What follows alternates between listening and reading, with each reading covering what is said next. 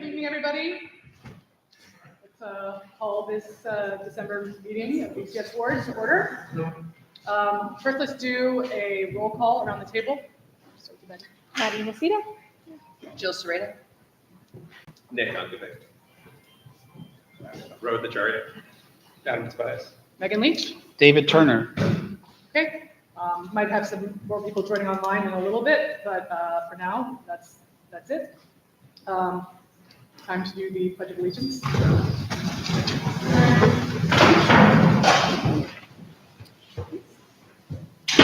I pledge Allegiance to the flag of the United States of America and to the republic for which it stands, one nation, under God, indivisible, with liberty and justice for all.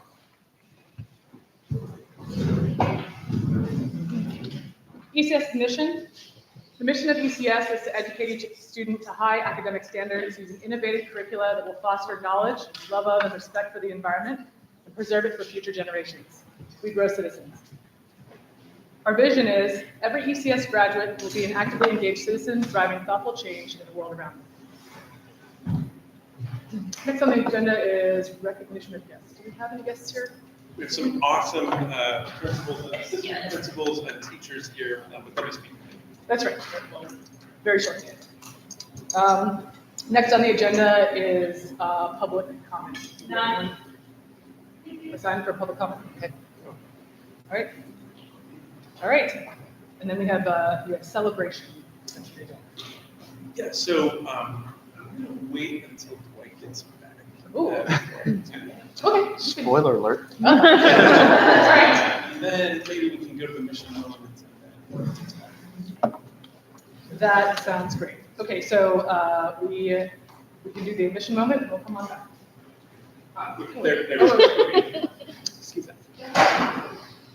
Right on cue, as always. What's that? Yeah, of course. Yeah, we had some celebration on the agenda, I guess. A small celebration.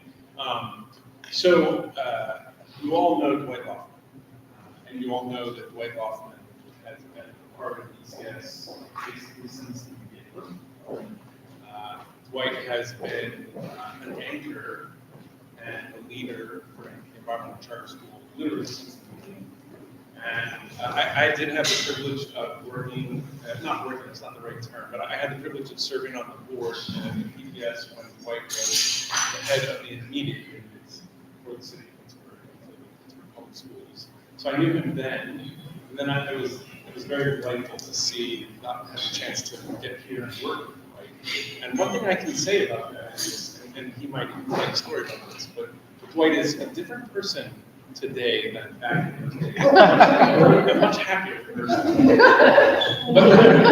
But more importantly, we're very happy because Dwight he's really dedicated himself to the environmental charter school all these years. He's dedicated his whole life to serving kids, his own and everybody else's. But he's dedicated himself for many years to the environmental charter school. And in that role, his role, he's been particularly responsible. He's responsible for lots of things. We're going to be unearthing all of those things over the next several months. But he's particularly been generally, I would say, and I think we might all agree that he's been responsible for building the culture of ECS. We have a mission and we have a vision, but we also have a personality. And Dwight's not the only one that made that personality, but he's largely been the architect of the team that has helped drive that culture in this organization for kids and for students. Dwight is not retiring. I want to make this very clear. Dwight is not retiring yet. Dwight is moving. This is not the last time we see him, but Dwight is moving from being full-time ECSer to slightly less full-time ECSer. And this has actually been very gracious about this. As I said, he's done a lot of different things. And while we think we know all of things, we think we've done. I have a funny feeling that we'll find a few things along the way between now and the end of June. So just wanted to say a few things. Just wanted to let you know that we're making this important transition. It is not goodbye. It is not the time to fully celebrate Dwight's work. We'll do that at another point. But I did want to make you aware of this. It's an important moment for the organization, and Dwight's been preparing us for this I mean, since before I arrived, but certainly since I just wanted to share that. Wait, when do you go to part-time? At the end of the school year or sooner? January. Okay, so that cup, the cup of coffee is not big. Like just part-time, Dwight? About 45%. 5 or 6 days a month. Okay. 6 days a month. Wow. And part of this is because Dwight does, I mean, in all seriousness, Dwight does a lot of reporting for us. And this isn't the only reason, but this is a good example of why this is important. He does all the reporting and has built a consistency and accuracy to that reporting that we just don't want to. We want to make sure that we have a very smooth transition, and he is very graciously agreed to make a smoother transition. So we're grateful for the work that he's done up to this point and for helping us further. And by the way, did I mention he's not retiring? Something goes through, you can be sure we have a way to deal with it. And I think that this has been an incredible part of my life. I never thought I would be a place like this with the people. And it is the people that make this place what it is. Over all the years, working with people. I said, smart people like me, we make mistakes, but we figure out how to correct it. And we move on. To me, that's what ECS, I said, we're a human-centered organization, and that is what we do. So, I thank all of you for taking the time to be a part of ECS. That's what makes us going forward. Thank you. Thank you. Thank you, yeah.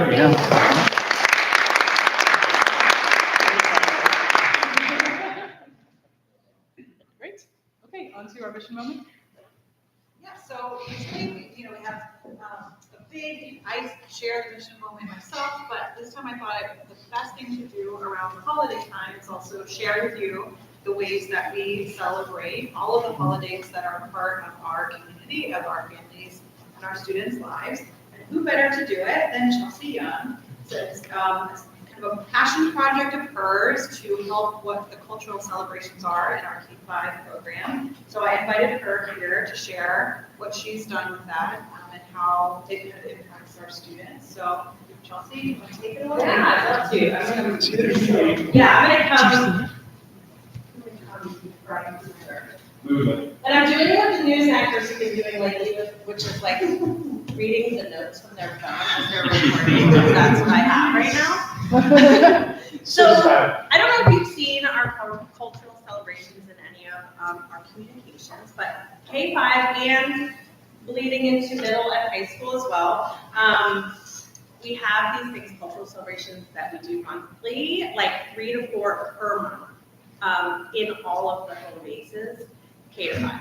So what it was, so it was when COVID happened, of course, the 2020-21 school year, we were creating websites for kids to learn things at home. And so a group of us got together and created slides that kids could, read with their families, watch with their families, and then learn some more about different cultures.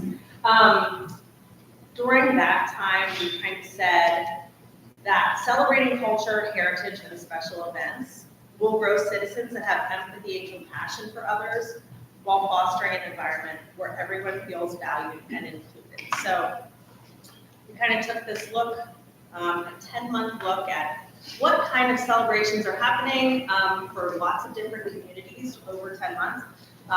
We also do like the monthly, for instance, like Native American Heritage Month, Women's History Month, Black History Month. We make sure all of that is uplifted. We kind of wanted it to be the baseline for kids. So like everyone will get this, and then their teachers can add more. So we were worried at the time that maybe teachers weren't, especially when they were just trying to slog on and survive during COVID, maybe they weren't including these special moments for their kids. So we were including them for everyone. So I wanted to show what we kind of, I had it all queued up and then I clicked out of it. A horse. Mid-stage, right? Yeah. Okay, so I just wanted to share with you over the years, we have refined what we've done. We've created our own primary and intermediate hub. So this is a website, it's a Google site that we run. And it's the morning meeting lessons for the classroom teachers. So right now you're seeing at the primary building what December's looks like. And the counselor and I, Andrea Schulda and I, run this website together. So it's our SEL lessons along with our cultural celebrations. So this month we celebrated Kwanzaa and Hanukkah and Christmas. And all of these slides go through like a typical fashion where, just pull up. You can see that there's like reading, and a lot of times it's like reading each other in different languages. We talk with kids about how, not everybody celebrates the same thing, but it's super important to like understand what like your friend or your classmate might celebrate, or people out in the world. And so it's just kind of like a learning opportunity. We usually do a read aloud because, literacy is so important for our kids. And then there's share out so that kids can explain like what they've learned about the different holidays.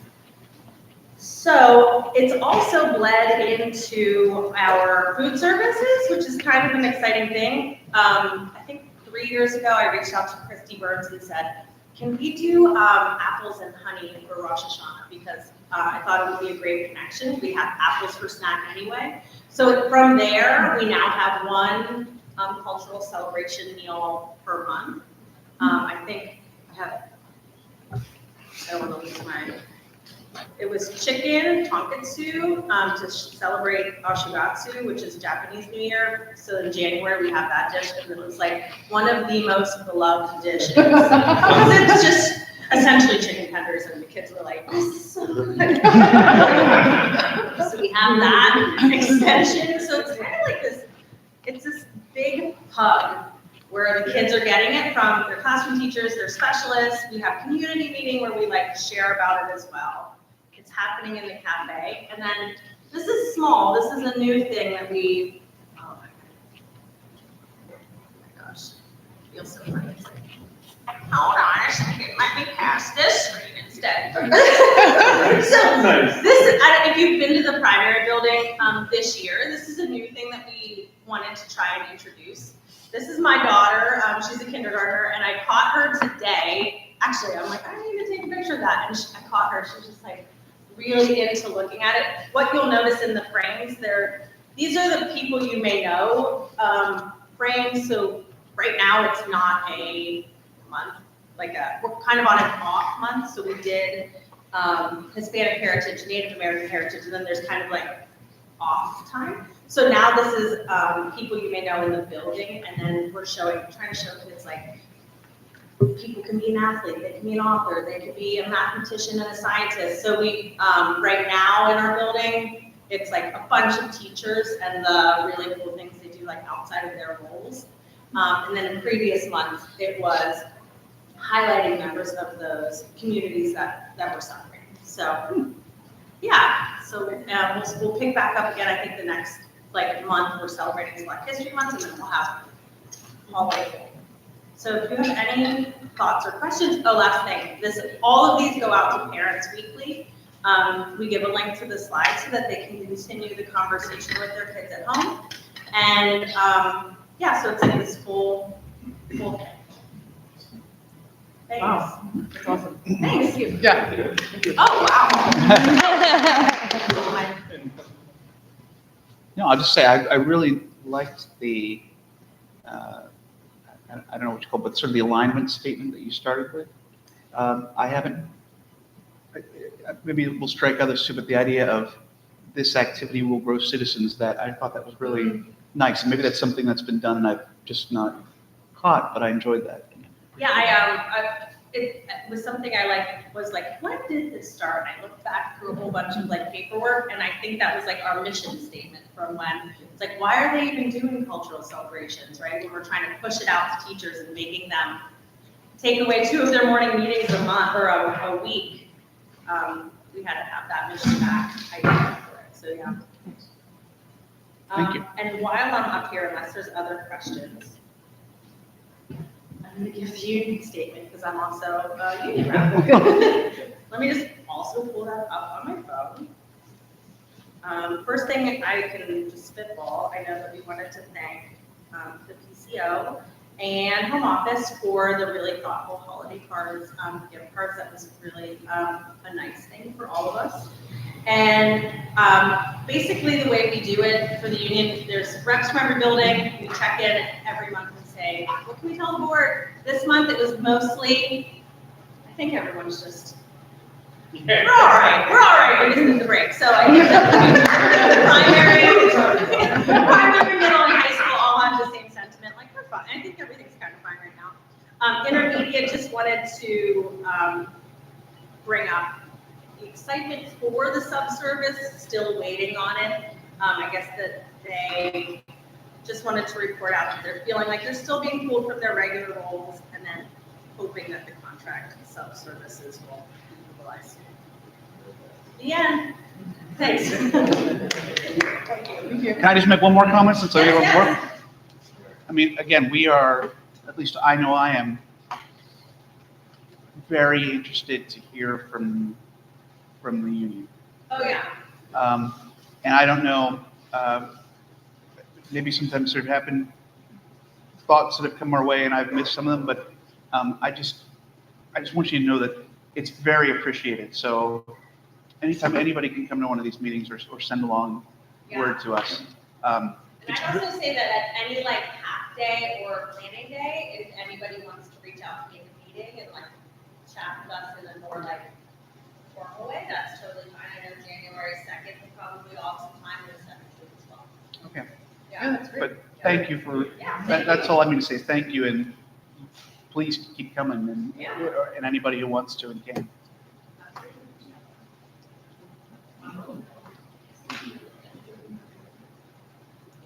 All right. If that's a permission then, today, okay, then we can move on to the consent agenda. I think we had, wanted to open up for discussion, but Patrick, I know that there are some folks who want to present. What's that? Oh, Okay. did we not? So just a quick note, Michelle regrets not being here on strep. We're probably glad for a lot of different reasons that she's with him. So, and hopefully both of them. So I'm carrying the ball tonight, so there might be a comment, but you can report back to Michelle. The first two items that we have on the consent agenda for contracts that we're asking for to approve would be, well, actually, I already got the ball. You have the financial statements in front of you, so those you can review. The first two contracts that we're seeking board approval on are, one is related to Scholastica travel, and the other is related to adventures on the pool. And I just want to give a quick shout out to Mandy. Oh, and by the way, the gift card concept, I want to give a shout out to Tanya because that was actually Tanya's idea, and she really brought that to fruition. So she gets the credit there. She's awesome. But on these two contracts, Mandy's really done a tremendous amount of work with the folks you're about to hear from. I'll let her introduce them. But together, they've put together a set of trips for students that we think is really aligned with what we want to accomplish as an organization. And quite frankly, they're going to have fun. So that's also good too. Yeah, so we have our middle school admin team here. So Laura McPhilip is our assistant principal, and Nick Tudolo is our principal. And then we have our high school admin team. We have Megan Mueller, who is a curriculum professional development associate director for math, and is also helping support Dr. Netchai, Dr. Rod Netchai, who was the restroom. Okay, 2 seconds.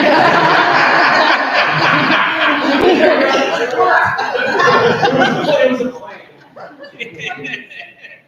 So Dr. Netchai is the acting principal of the high school, and they're here to share a little bit about those trips with you. So we have planned overnight trips for our 8th graders and our seniors this year, both of which I feel are really mission aligned in different ways. And so they wanted to, middle school, tell you a little bit because it is a historic trip that 8th graders have gone on. So Laura will share a little bit about that previous experience and then our current ask. And then Megan and Ron are going to share about a proposed new trip for our seniors. Our seniors last year did not take an overnight trip, and so they're really excited about the opportunity for this year. So give the floor first to Mego and then to I'm going to say, okay, I Chelsea's vote. There you go. Okay. So, should I share? So these are the budget sheets. So just to give you an idea of the cost and everything, and there's just some quick facts at the top. So I have been at ECS for 1 million years, and Starting with you. I was 1 year old, very talented. But I started with student travel pretty early on. The school started with McKeever Environmental Center, and you might be familiar with that place. It's unfortunately been closed, and then now I think, I don't know, someone bought it. Someone, but it's not really open yet. But regardless, that was where ECS's student travel journey began. And so part of my role, I was the environmental science teacher then, was to plan that trip. And it was really, really meaningful. And looking back on it, I was like, wow, we took 4th and 5th graders overnight, 3 days, 2 nights. And at the time, it felt like our old kids because 4th and 5th grade were the older kids. So it felt like not that big a deal. But now looking back on it, I'm like, wow, how did we pull that off? But we did, and it was a tradition, and it was a place that we went to for years and years and years. And it really impacted our students, and that kind of lit a fire for me around how impactful student travel can be, particularly when you serve a community that is so wide in its experiences, right? You have kids that go to Europe for Christmas, and then you have kids who have never left the state. So for me, that's really important to offer those opportunities for kids. And I myself, as a kid, traveled with like student organizations. I don't know why they let me in, but they did. There's stories there that I shan't tell. But those experiences really did help to mold me into somebody that I am today. So I like to give that experience to kids as well. So when we're thinking about why do we travel, why are we doing this at all, right? It gives cultural awareness and global perspective, exposing students to different cultures and places. It really does help students grow and gain some independence. So a lot of students, I'll have parents who are nervous to send their students on a 3-day trip without them. And it's really wonderful for those students to feel that independence for themselves, but also for their family to like see, oh, they can actually, they can make it without us for 3 days and 2 nights. And it just kind of lights this ignition for them to do some more traveling on their own. Of course, educational enrichment, we want our students to be traveling and learning while they're out. And it builds connections and networks. You never know who you're gonna meet. And you never know when you're gonna return. So, for example, when I was a kid, I went to this dolphin lab in Key West. And that was something that I have returned to with my own children to show them that place and space. So we've been doing this is the 10th year. I didn't realize that until I made this slideshow for you guys. This is the 10th year we've taken students on this trip. So it's typically 3 days, 2 nights. We used to go to the Chincoteague Bay Field Station. This is in Chincoteague, Virginia. And we would go to the beach, we would go out on boats and do some work there. This trip stopped happening because it was really far. So, and we kept running into travel problems, and then arriving late, and then we would only really have like 8 hours there, and everyone was like, why are we doing it was really cool though. I loved going there because of the ocean aspect. And there are a lot of students who have never been to the ocean. And so it was so powerful and amazing to take kids to the ocean for the first time. So I love that aspect of it, but distance just ended up being too much. So we stopped going there. And also, I don't know if they really do it anymore because of, yeah, I think that, I don't know if they're still around. Then we started going to DC, which is a love-hate relationship for me, but because it's hard to plan it, but kids loved it and staff love it because you get to see our nation's capital and you get to visit all these free places, and that was what the draw was, like all these places are free, we just need to walk around. So we would visit the White House, we visited the Holocaust Museum, we went to the mall, we did all of these things, and I'm sure Rod and Megan are gonna share the high school. The high school's considering, DC for their trip this year. So that was really, really great too. Now, what I ended up starting doing is a student council around the trip so that we were choosing places that kids actually wanted to go. So we started to allow like options and then the kids would vote on what they wanted to do. But unfortunately what happened was the pandemic and we stopped doing it. We stopped traveling. And we ended up going to Cedar Point for 2 years. And the reason why, the first class, because those students just didn't get to do anything for the pandemic. Like we didn't, no dances, nothing. The joy had been sucked out of the school experience. So we ended up going to Cedar Point for 2 years, just because we wanted to have just a celebratory moment for our students who made it through. But then we realized, hey, there's some problems with just going to an amusement park for 3 days. So it was a lovely trip, but it's lacking that educational aspect that we wanted to have. But you can see the stat. I love that picture of us on the left side. We were having a blast. It was really fun. So then we ended up going to Williamsburg last year. So that was the first year that we went to Williamsburg. I always make everyone do a group photo, so I wanted to show you all of them. But we went to Williamsburg. We did a lot of experiences with the historical events and things like that. And then we went for a half a day at Busch Gardens. So this was at Busch Gardens. And then I was tasked with trying to design a trip that is more oriented to our mission, particularly around our out-the-door education, which is also one of my biggest passions. So this year we would like to go to New River Gorge National Park, which is a national park. Well, it was just New River Gorge, but then they just made it into a national park, and it's only 5 hours away, so it's like no-brainer for us at the Environmental Charter School to go to this national park. I had the pleasure of going here for my last spring break with Chelsea, actually, and we brought our kids and stuff, and it's an amazing facility that does a lot for us. So what I love about it is that it's located smack dab in the middle of the park. And then they have all of these excursions and adventures that the kids will get to go on. So we'll arrive and the kids will have choice in what they do. There's like zip lining and a high ropes course and kayaking and all of that. So they'll get to kind of choose what they're going to do. We'll have a campfire at night. I'm going to sing. They don't know that yet. It's happening. It's going to happen. Talent show, just bonding, end of whatever experience. And then the second day will be all rafting. So yes, we're going to take them rafting. And it's going to be safe. Andy's like, not the big rapids, Nico. I'm like, no. Small rapids. Well, yeah, but it'll be fun. So we'll do a day-long rafting trip where we'll stop for lunch along the river, and it's going to be just wonderful. So this is the new trip that we'd like to do this year. The budget's in front of you. If you have any questions about it, I can let you know. The biggest cost is always the busing. Busing is like ridiculous. There's no way around it. No matter where you go, it's bizarre. I'll be like, oh, we don't need you for the whole time. They're like, it's more money. It makes 0 sense. But they're just very expensive. And then the other big costs are, of course, the lodging and the excursions and the food. But doing this with an organization. Yes, yes. So For us. it makes it a lot easier for a lot of reasons. But the cost per family, I believe, is $350. $350 per family. We'll have scholarships and things like that available. And the school budget's $10,000 for this trip, so that will go towards that as well. So yeah, this is for the kids, so I'm not going to go through it anymore. Yes, thank you.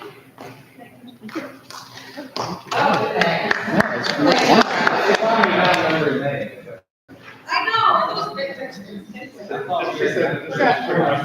Oh, questions? What's the amount that you're asking to improve? So I think it's 37,000 for the whole trip. But ECS will only pay. ECS will only pay 10,000. So truly, it's $10,000 that the school will pay, and then the students pay the rest. Okay. And then is that 10,000 including scholarships, or is that maybe on top of? So the scholarships will be covered through the price per student. Okay, oh, I see. Yeah. Sure, okay.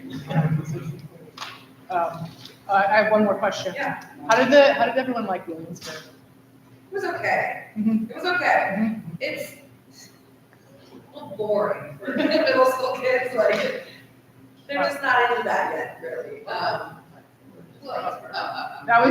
So it's just, that was the exact vacation my parents made us go on like every summer. So Oh, like yeah. Williamsburg, and then we could go to Busch Gardens. Yeah. Leveraging, Yeah, it was a good trip, we had fun, but like, the experience of the historical stuff, the kids are just like, meh. Yeah, it's okay, yeah. I also want to say the year of the Cedar Point trip, my son, for April Fools, sent us an email from, I don't remember if it's from you or from ECS on ECS letterhead. Wow. From an ECS email address that said that he had gotten in trouble too many times and wasn't going to be allowed to go to the trip. Wow. Because he knew we were nervous about him getting in trouble. We had a good time on the trip. That was a good April Fool's joke.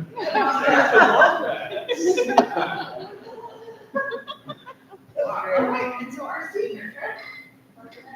Our story is much different, so I'm Rod Dutch, I'm acting principal at the high school, this is Anthony Mueller, our associate director. So our story is a little bit different. As was shared, the senior class last year did not get to go on an overnight trip. And so moving into this role in the last couple of months, one of the things that I wanted to do right away was to build a student advisory council.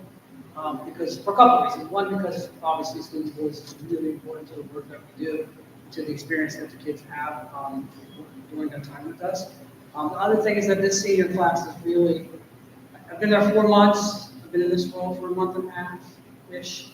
I've seen and heard a lot from this senior class about what their experience has been like over the last 4 years, and so there's a lot of things that are still kind of hanging around and give me reason to want to lean into that idea of a student advisory council and really get their voice around how we can make their senior year the best that we can possibly make it. And so we've been using that council and just building, we've met 6 times now in the last couple of months, and we've been using that to build consensus around things like what they'd like to focus on, around things like prom, things like senior trip, things like that they brought up around culturally relevant pedagogy, which has caused us to change some of the professional learning that we're doing, and just really capturing that voice. So when it came to this particular piece of it, we went through a series of conversations and brainstorming and even design, around things that we wanted to focus on, and building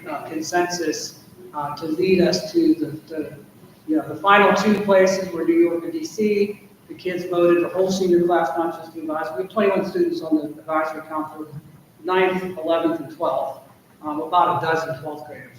But anyway, the whole senior class voted. It was a very close vote, but it is the DC trip that we're seeking approval for tonight and that we're trying to finalize plans around.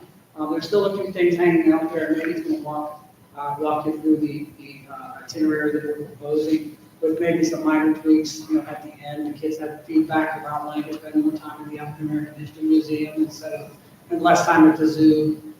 Things like that we're just trying to figure out with the company that we're working with. But I'll let you know. Yeah. So once we started talking about trips, I reached out to as many educational tour companies as I could find, because I do not have the experience planning trips that NICO does, and I was like, I don't really want to take on that liability, especially with high schoolers. They offer like overnight security and insurance, and that was very attractive to me. And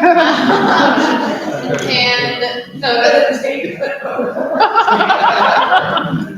but the woman I've been working with in Alaska has been really great. She's been really responsive and came back with the lowest prices. So we looked at, I think, 2 DC itineraries now, a New York itinerary. We've, like Rod mentioned, we've gone with the kids kind of multiple times for feedback to make sure it's a trip that is reflective of what they want to do, but also is aligned to the mission. So I'm not going to go through the whole itinerary. I'll just kind of share some highlights. I think the biggest one for them is that African American History and Culture Museum. like Rod said, they want to spend more time there. That's also kind of a portion of the day where they have choice to go to whatever Smithsonian museums they want to because they're all free. So I think we'll probably have a whole just museum day. We might go to the zoo for a couple hours in the morning, but a lot of them are like, there's a zoo here. It's also my initial reaction. So we're going to make sure that they get as much time with those things as they want. We're hoping to set up the U.S. Capitol tour through Summer Lee's office, which I think would be really great. I was really pushing the U.S. Botanic Garden because I was in D.C. over the summer for the WISIT conference, which is through the Washington International School. They have like really cool carnivorous plants at the U.S. Botanic Garden, and just all of the Smithsonian museums. The docents and educational people are trained in Project Zero strategies for instruction. So that's another thing I really like. I think like those museums are aligned with our vision of teaching and learning also, which is really great. Another thing we added to the trip was exploring U Street, which is the big African American hub in DC. The International Spot Museum, which the kids are excited about because that's fun. And that's one you have to pay for, but I got the sense that they were like, we'll pay a little bit more to spice up this itinerary a little bit. Because New York was looking pretty flashy. They were having a hard time. But yeah, so this one, more expensive. The approximate cost per person that we've gotten is about $628 per person. Another thing the seniors voted on was how they wanted to do fundraising, and they, the majority decided that they wanted to fundraise until they hit $200 per person, and then if they fundraise past that, distribute that to like a scholarship fund for students. So I think what we are asking for is $5,000 from ECS that will go towards knocking down that price, and if we have 33 seniors, kind of assuming some adults, not all seniors attend, that gives us about $6,600, which leaves us with around $9,000 to fundraise. Where we are right now. And we actually, at our meeting today, we discussed with students some fundraisers, and we're trying really hard to move them past like just selling really small things that make them no money. And we were really pushing them to think about a bigger event. And we kind of landed on an idea of like a talent art music showcase, so kind of a combination of a talent show, art show, where we would charge admission, students could sell artwork, donations would go towards the trip, things like that. So we need the sponsorships from businesses. That's where we are. Yeah. I'm already off script, guys. I'm sorry. There was an aside mentioned that our students have shown an interest in more culturally relevant pedagogy. Are you able just to describe that a little bit? That's just an unexpected and unusual statement to hear about. Part of some brainstorming that we did with the very first meeting that we did, we just kind of like put a blank slate out there and let the kids brainstorm. We had a whole thing planned with sticky notes and we were grouping and trying to figure out, exactly how we could make these ideas come into some buckets that would get us to something that we could actually start to lean into. And that was one of them that got the most feedback, was that they wanted to have instruction that was more, we know that our school is 75% black and brown, and our teachers are not even close to that same ratio, right? And the experience that the kids were articulating to us was that they wanted to have instruction that was more tailored to their interests and to their culture. And so they asked, was that something that we could, that they could have some input into, and could we help get the teachers training, to be honest? And to feel like they understand, or their teachers understand, where they're coming from. I mean, it's just interesting, and that's perfectly in line with their decision to spend more time at the African American Museum. And that's not something, to be perfectly honest, that's not something we led them to. No, it's very interesting to me, yeah. Genuinely happened, we were like, okay, and we did change some training right away that we're doing with teachers. Working with Dr. Paul here, who just obviously the middle school, but Dr. Paul was working with us on some things and just building out some professional learning. And we did last month, or this month, and then we're going to continue into professional learning and through the spring. But those two are, we did one, and we have another one on. I've been really impressed with this group of students and how, their thinking really is mission aligned, just in the brainstorming that they do. Like they're talking about decorations for prom, what could we make them instead of buying them? And you can tell the impact that being in this school district has on them, and that's reflected in what they're asking for. I'm sure it's not different. Wanting to be able to go to food trucks, because they were like, you know, there's all these great food trucks with all these different types of food from different cultures. That's like, you get $20 for lunch, so you get to do whatever you want, you know? But just the fact that like, those are the things that they're asking about, they're not asking for trivial things for the most part. They're being really thoughtful about it, so. Sounds like it. Thank you. Reward that. And we will hear about the fundraiser, obviously, through this venue. Who wants to? Yep. As a student advisory counselor, are they aware that they can also present to us in general? Like we have open comment for meetings and that they are. They are, we've had one present. We had a couple others that were planning, but the follow didn't end up happening, that I'm aware of. But yes, and we will make sure that we reinforce them. Great, yeah. Yeah. I think everybody on the board is, I won't speak for everybody, but I'm assuming that everybody is well with that. So we just want to pass that on. Yeah, we'll share that.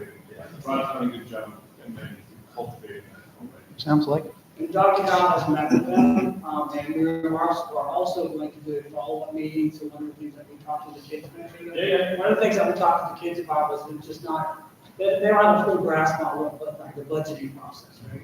And so we had talked about, Dr. Dow told me, not saying we could do a mock school and show like how a school the staff and the benefits and Dr. Dow said, let's just share what we got. And so he's gonna come in the next month. That's for me. I didn't tell him this, but next month is when I really wanted to call, but, next month is like that, I really wanted to follow through on that, because he met with a group of probably, some of them were on the leadership team and some aren't, but there were a group of probably 15, 20 kids that just he spent, you know, he was there, to his credit, he was there, and I said, hey, you know, since you're here early for this meeting anyway, there's kids that are just coming out of the cafeteria, would probably love to talk to you. So he sat and talked to them for about an hour, and was able to answer some questions and just give them some time and hear their concerns and get their feedback and everything. But as a follow-up to that, we wanted to do that budget conversation. But at any rate, yeah, we'll make sure that we, for sure. Thank you all. Thanks, folks. Just a quick note about this. So these folks, with their teams and their buildings, right, they do work every single day. That's the work that they do. And this, you're seeing this. This is also what they're doing. I mean, it's not exactly extra, but at the same time, what you're seeing here, and the sort of thought processes and the engagement and the work that each of these folks has done and is doing, this is emblematic of what I'll call the normal work that they're doing every day. Managing people moving through buildings and working with teachers to help them grow and strengthen their work and so on and so forth. And it's that same sort of thoughtfulness that you see and hear about in these trips. It's a little bit, this is a little, you know, it's easy fun, but they're doing this every day with the work that they're doing. It's very much appreciated. Yeah, thank you so much. So those are fun. Yeah, no, it's definitely not easy, that's right. And you guys, I know you don't have to do, but you don't. I'm kidding. Yeah, please. You're more than welcome, but I don't want you to. Some other things that we have on the agenda, just to sort of walk through these. We also are asking board to approve a contract with Good Citizens. As we've discussed before, we hire Good Citizens, or with your approval, we'll hire Good Citizens to be a search firm for the search for the new principal for the high school. And I can answer any questions if you'd like about that particular contract, but we think this is a good contract. I think we did clarify this with the executive committee, but there were some suggested improvements to the contract, all of which were made. So there was one that was not agreed to, but all the other stuff essentially made that 1 point move after day one. But anyway, so there's that contract. Second, the Allegheny Intermediate Unit. This technically is for $7,500. We're asking for a not to exceed 15 because we would expect again where there might be some additional services that we would need quickly before we get to the January board meeting. If not great, but in the event that we might, we're asking for a not to exceed $15,000. They are already asking our team, Briggs Alden in particular, to provide all sorts of information. He's been wonderful. we had a meeting with them initially just to gather information, hoping that the board would approve this, but we just did have an initial conversation. It's been really great for you. It's been awesome. They've been awesome. So, This is the IT. technology Yep, services. yep. The vision mobility services, again, this sort of falls under Dwight's work, but Stavros has been working diligently to get us services related to vision that some of our students need. It's quite frankly an acute need. It's been very difficult to find services. Honestly, it's been almost impossible, but Marissa somehow pulled this right out of a hat, because that's what she does. And so we think, a really qualified way of providing those services. And then the last contract that's in front of you is a 2-month extension for the work. This is essentially the work that Nicole Schaefer is doing as it relates to the foundation.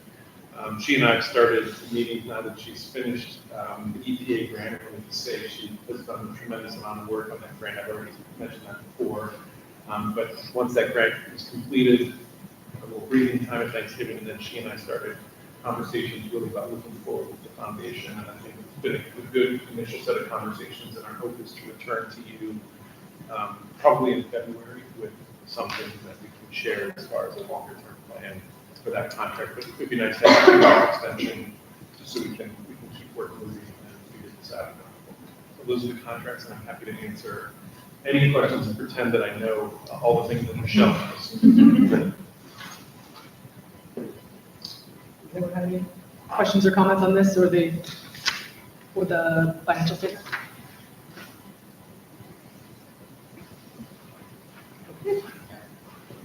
All right. Yep. So let's do the resolution then. Resolution 2024-12-2136. Be it resolved by the Board of Trustees of the school that the consent agenda for December 2024 be approved. Do I have a motion? Second? All in favor? Opposed? Great. We're all set. You're traveling.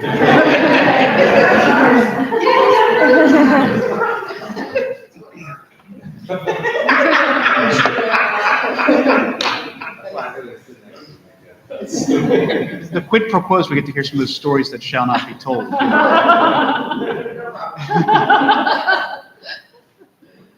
Nice. Okay, so on to the next agenda item is new policy adoption. I think today we have here listed 8 of the new policies that were potentially up for decision today, but we will be doing just 4, I think. We'll send 4 up for vote. The policy of 202 on the code of ethics, 203 on conflict of interest, 204 on whistleblower, and 501 on operating reserve fund. But before we do that, Dave, did you want to maybe provide a summary of the edits in the process there? Yeah, and the starting point is, and anyone else who's been involved in these discussions is free to weigh in. This is the middle part of a journey that's gone on for years to try to get these policies approved. And in the process, there's been assumptions and beliefs and understandings that have come and probably gone and come back. And so it's been a learning experience for me to recognize that, where we are, there's probably a need for consensus for a procedure to move forward. And the procedure I'm talking about is a procedure for getting some direction from the board initially about what policy changes we need, if there's anything beyond just some housekeeping and making things fit the format. If there's actual policy directives that we have, then the process of drafting them. And it's been very helpful to hear Patrick's perspective, which is that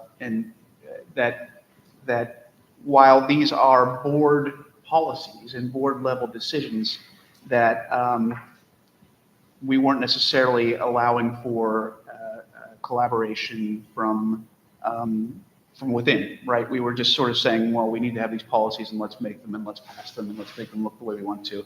So we're going to work on a policy where there can be more involvement and collaboration, where people are getting things more timely and having a chance to review them. So what has been done now? Now we have taken certain policies that have been identified as important to either have on the books or to have updated because, frankly, they lack credibility when they haven't been looked at since 2008. And we have addressed them, and I will say that that they may not be in a form where we will keep them forever. We have the ability to change any of these policies that we adopt at our leisure. All it takes is a motion, and we can start the process again. So what I have done in order to try to speed up the process is put things into a format and using nomenclature and common definitions and things like that that we identified last year, that last year's board identified as important. And again, were assumptions that I had moving forward that we wanted to continue, but may not be true anymore, right? I took the policies and basically kept them the same, but just updated them in terms of the way they appear. So most of this is stylistic.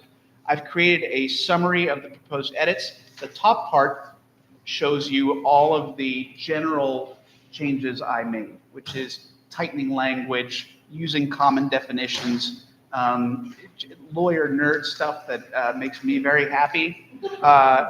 And you know, it was expressed by the board that we want consistency. So that this is maybe a model we can use moving forward, and maybe this sheet, in fact, is sort of an instruction, can be the beginnings of an instruction sheet on what the style will be of these, right?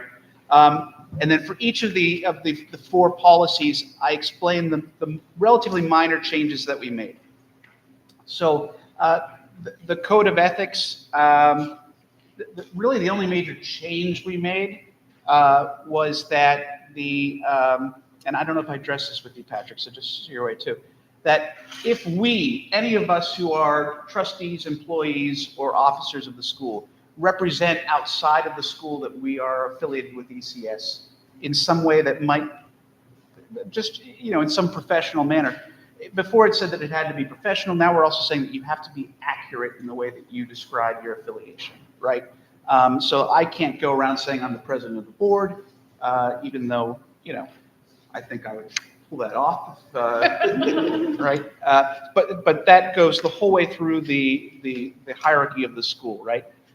Conflict of interest, basically we tightened up or actually broadened the definition of what a conflict is. Before, a conflict only existed if it involved, if you or some person involved with ECS owned a firm that would benefit from the award of a contract. We changed the definition to make it so that, you know, if you were involved, if you would benefit, if your immediate family member would benefit, it doesn't have to be a firm that you own, but anybody who's related to you very closely. We also removed the word partner. It was unclear and ambiguous whether that meant domestic partner or business partner. Domestic partner is already covered in immediate family, and business partner does not seem to be close enough to somebody to warrant a business conflict, I don't believe. We've created a whistleblower policy. You know, it looks pretty strong. We just clarified the procedures involved in reporting, particularly where there is an alleged violation as to the CEO or the human resources director, both of whom will receive the majority of these complaints. Also, if it involves a trustee or the president of the board. And it's spelled out in a chart that's hopefully easily understood by everybody. It also recognizes that teachers and school officials have other obligations, particularly under child abuse and mandated reporter laws. You know, this whistleblower policy is general for any kind of improper conduct that's committed in the school, not limited to abuse. and not limited to financial affairs. It can just be that somebody is a horrible manager, and that can be reported, and we will not, if it's a reasonable, good faith complaint, there will be no retaliation against the person who makes that. But this just recognizes that teachers may have other obligations and can report according to their lawful right and their sense of what's right and wrong under the law outside of this whistleblower policy. Lastly, the reserves policy. This is another new policy. All I did was moved statements concerning intention of how the policy would be used out of the section that was for the purpose and into the actual substantive policy. And we had discussed whether one-time expenses would be included in the reserves policy. We thought that that's actually inconsistent with the purpose of the reserves, which is to be there to protect us in case of budget shortfalls and support operations over a longer period of time. So in sum, most of these are not substantive changes. The majority of the changes are just sort of for model stylistic approaches. And we would request, or I would request, that we consider passing these four, tabling the others, which we didn't have time to get to. But we can vote on this with the idea that if anybody has concerns or wants to broaden policies or change policies, I will second any motion, any time to consider any changes to policy. Any questions for me, since I was the one who did most of the damage here? Yeah, or any comments from the executive staff on any of these updates? Everyone feels comfortable with us voting on these? Do you want to, Yeah. maybe go through each one individually? Yes. Yeah. The idea would be we approve each of them, but I guess before we go through the resolutions, maybe any other discussion or comments people want to make about any of the four? I just had a question about, that's why I'm asking. Okay. Just so, the conflict of interest policy, let's just hypothetically, I have, my best friend owns a paving company and we're gonna give him a contract to pave the parking lot here.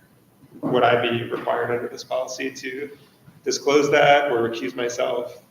The way things are written right now, and the way things have been written, is that you have to have some financial interest, you or a close family member or a business that you own.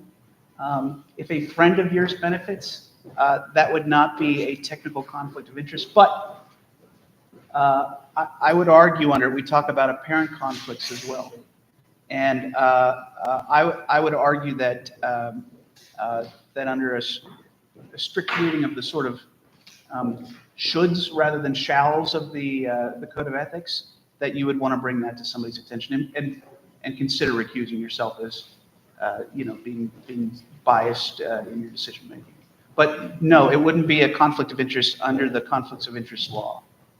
Now, Adam, your point is valid, and we could absolutely broaden that, right? We could broaden that to be much more of, if there's anything out there that would influence your decision-making process, that you ought to report it and have it vetted. But for right now, it's limited to the contracting process and financial benefits. I'm not going to propose any change as such, but I just wanted to understand it.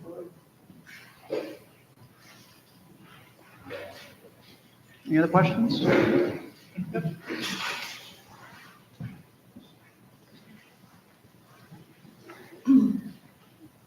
Okay, other questions or thoughts? Okay. Why don't we go through each of the individual four, and then we'll do a motion to table the rest of them. All right, so reading the first one, Resolution 2024-12-2137, be it resolved by the Board of Trustees of the school that the policy 202 Code of Ethics be approved. We have a motion. Second. All in favor? Yeah. Sorry, Dave. Do we need a? That counted. Man said, yeah, right? Yeah, you just said yes.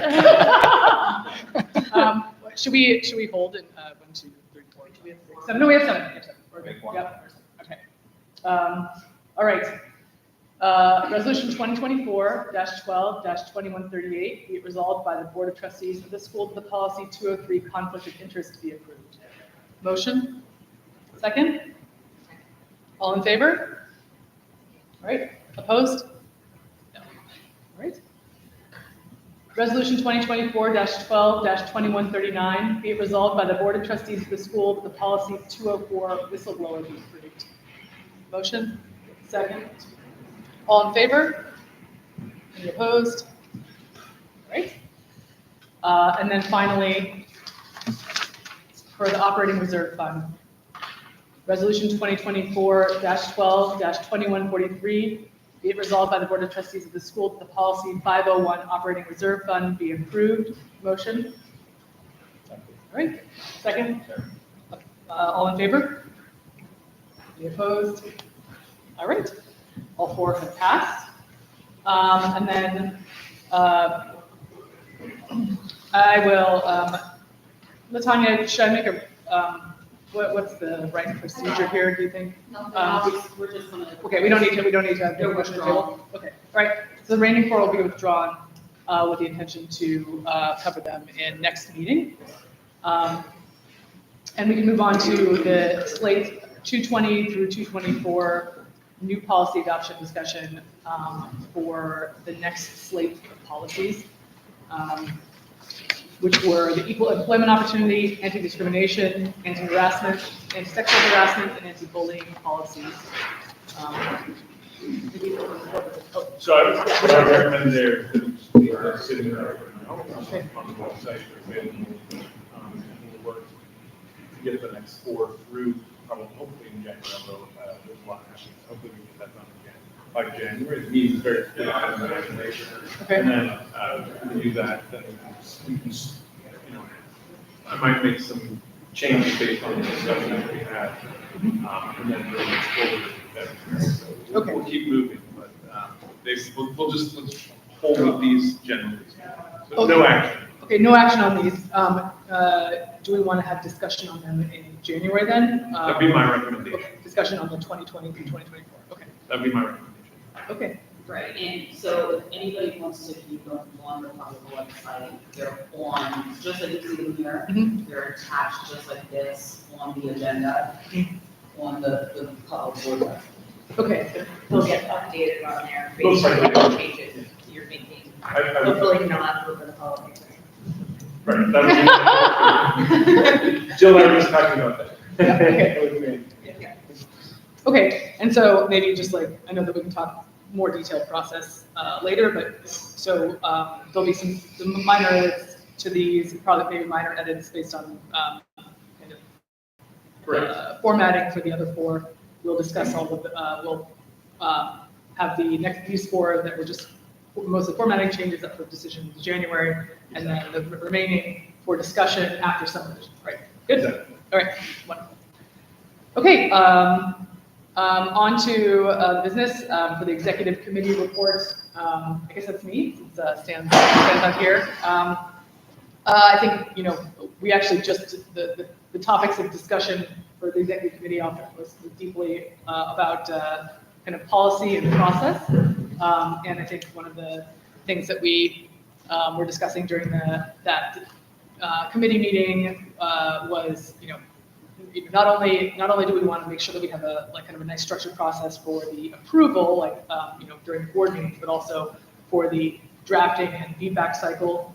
And I think one of the things that's important, kind of to get right is kind of who owns the document and who's collecting feedback at every given stage and by when.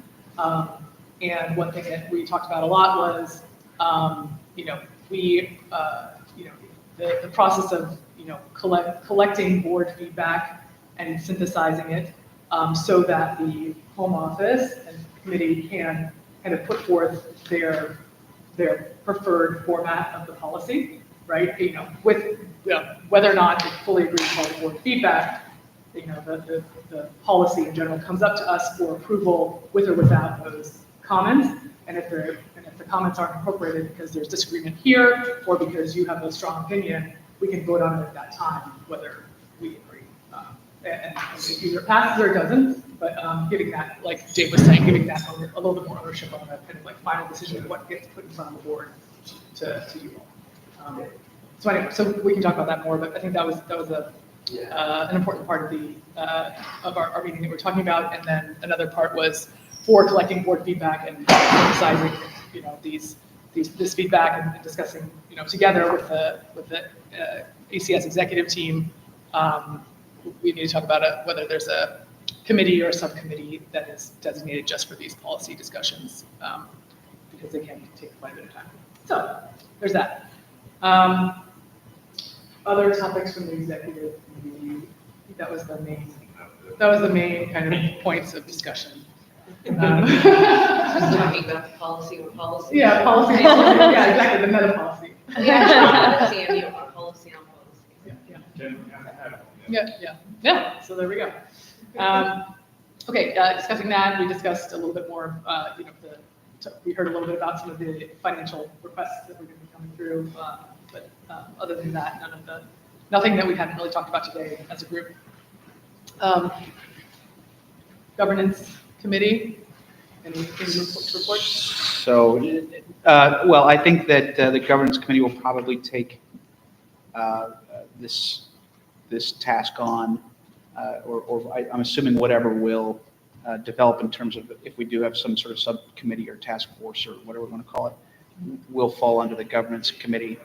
And I am in the hopefully the final stages of a pause on finding new board members, but because there have been some great ones suggested and I've been sort of absent. But Patrick has raised again the idea that we should be thoughtful in the areas and the timing of the experts we're bringing onto our board. So, is there somebody we need in X situation or X subject matter who could be beneficial to the school both now and in the future? And so I'm on board with that strategic concept, and I think that that will be a point of some discussion moving forward. Can I add something to that? At the end of the day, and I do want to Patrick is arm's length distance to the board, and has also stated that in the past. So the board, bringing new board members onto the board is the responsibility of the board to hold Patrick accountable. So there is an arm's length distance there. But yeah, no, I thought it was a helpful suggestion, and I intend to encourage others to pursue it. Yeah. So thank you for that. But it is it's incumbent upon us, I think, as the board to also take that into consideration, and I do agree with it as well. But I can't pick the board members, but I do want to say that this is part of what we talk about, making sure that, because this has happened in an organization that I served, a lot of this goes back to COVID, right? This kind of happened here. But you want to make sure that you have a smooth roll and transition, so you're maintaining historic knowledge, passing it on to the people, and then those people who get a long-term cycle off onto those folks, right? So you have this kind of smooth transition. Good. I just wanted to, you guys couldn't talk yet. I just wanted to go back to the policy thing just for 1 second. I apologize. That's okay. On call here, but I just wanted to put in, I think this process is great. I really appreciate you, David, for making this very well organized. But when we first started this policy update discussion a really long time ago, one of the really key pieces in the process was making sure there was an appropriate way to incorporate feedback from the community into these policies. And so the plan was really to, discuss them, get them posted publicly on the website, see if we had any public comment about it, and then vote on them at the next meeting. And I know that you mentioned maybe try to fix the website situation, but I feel like right now it's not easy to see them. When I get the agenda, when we get the agenda email to me, I have to log into the system to see the attachments. I don't know what it looks like on the public facing side, but I'm just a little bit concerned that we're not really getting these things out enough to the public to get appropriate comment, which I realize there aren't a lot of comments in general about anything that we do here, but every once in a while we will have one of these controversial policies, and then I don't want people to say that they didn't know about it. Would you like to see it? Well, but yeah, I think the point is, It's not just, well taken. yeah, not just that it's there, but I just don't feel like it's visible enough to be, it's, maybe if someone's searching for it, they can find it. But So- I just don't. I think this is a really important point. That there are a couple of, Dean is not here also, but she would want me to jump in on this.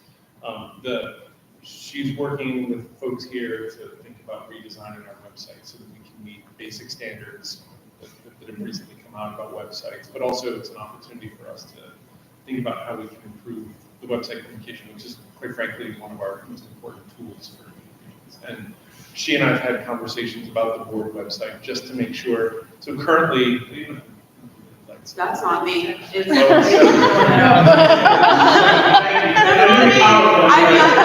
But not that kind of magic.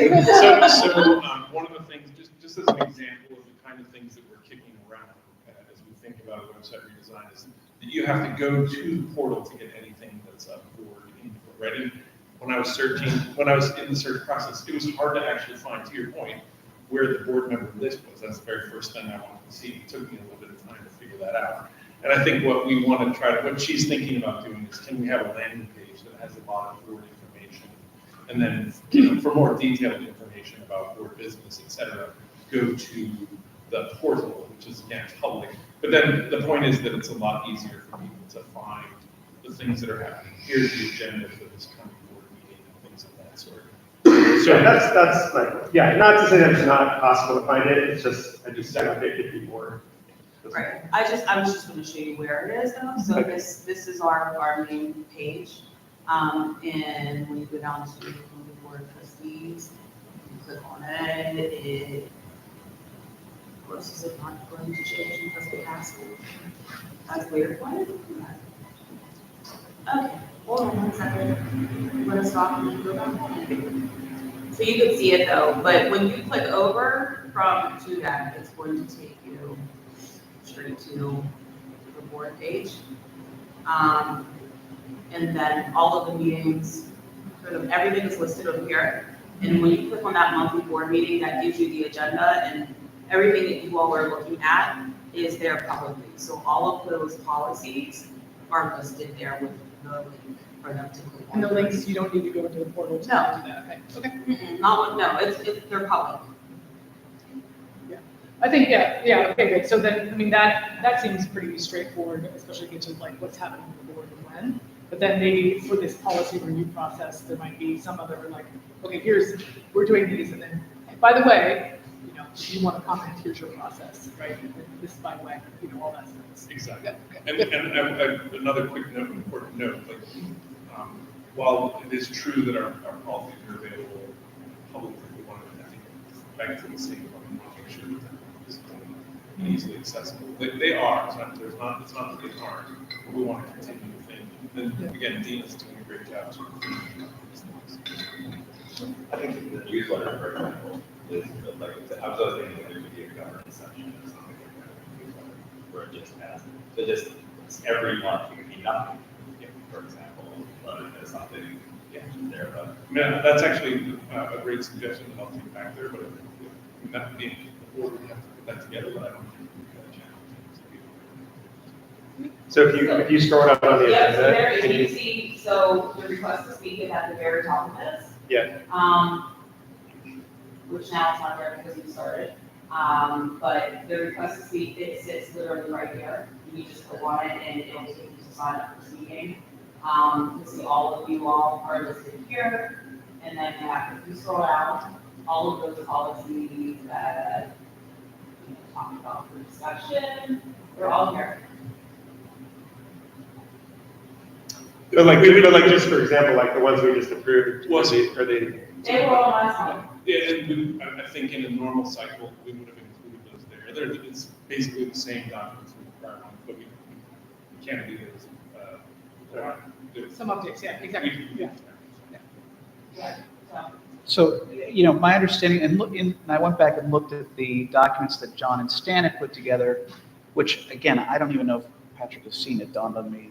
Right. So that's what I mean.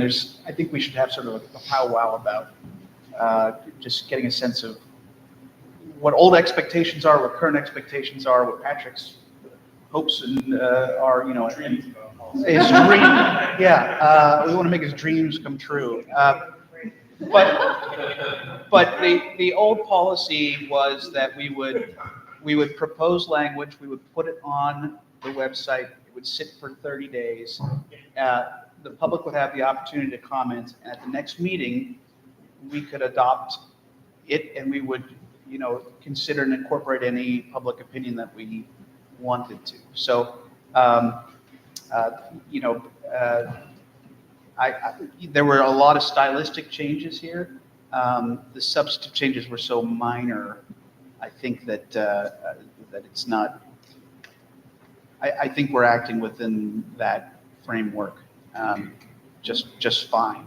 You know, we're okay in that second meeting to approve things. We can change that procedure if we think that that's necessary.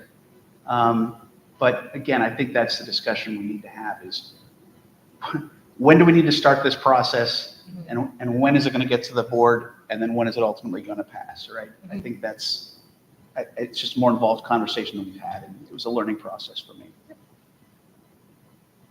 Okay, great. On to the education committee. Sure, thank you. So this past month, I missed most of the education committee meeting due to my own During education schoolwork. duties, yes.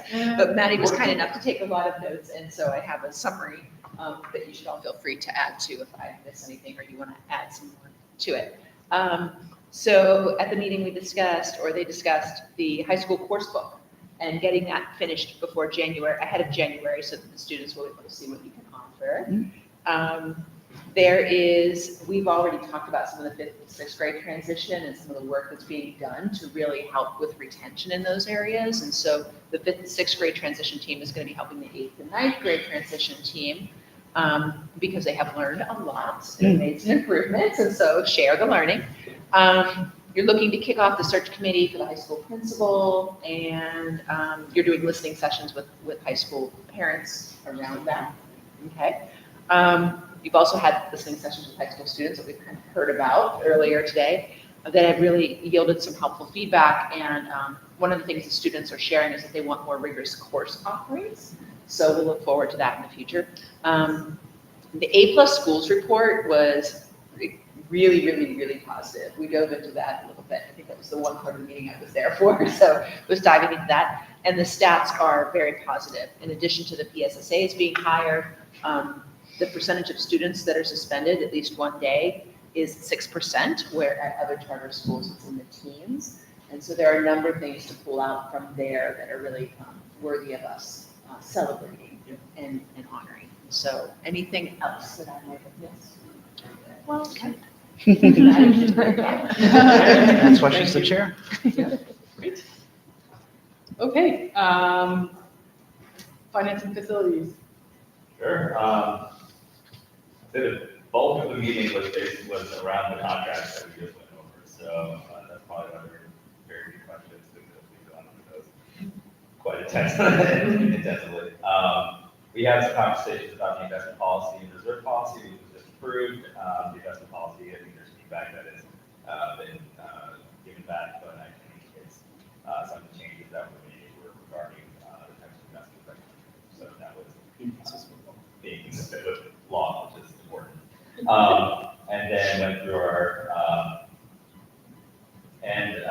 had some conversations around financing options for some of the facilities, none of which are really seem to make sense given what we're trying to accomplish. So I would say some of the financing options that have come our way have been vastly overpriced for what they really were. So if there are any questions there, I can let our facilities experts take the lead on that, but for the most part, we are just, there's nothing really.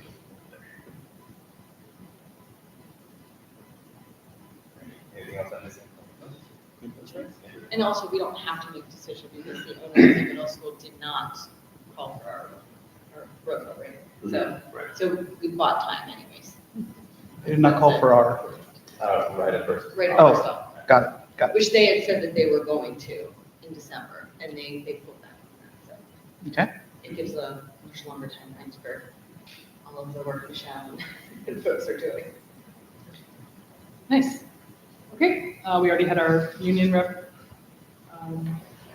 So the last thing is the PCO representative report. We got an email. I'm happy to read it for the record. Thank you and have a wonderful, wonderful holiday season. Over the last month, PCO has been working on several events. We collected money from families at all 4 schools to be able to give each staff member a gift card in conjunction with ECS. Huge shout out to all the office managers for their help in making sure that everyone was able to get their gifts. Room parents at the primary and intermediate schools are organizing class parties to celebrate winter break. Those parties will be happening this week. The gingerbread building and Fishmas craft event held at the intermediate school on Friday, December 13th was a huge success. Over 120 people participated in one or more of those activities. We're proud to say that thanks to the Blooming Bash last spring, we were able to offer this activity for free. Coming up next month, we will host an ice skating event at the Hunt Armory on Friday, January 24th. All ECS families are invited to this free event. Our next meeting will be Friday, January 10th, and we'll be restocking all of the staff lounges during the month. Awesome. Can you forward that to me so I can add it to the list? Yes, Thank you. we'll do that. Okay. Any other business to discuss before we go to executive session? Okay. Can I have a motion to go to executive session? Motion. Second? Second. All in favor? All right, Okay. let's do it. Thank you.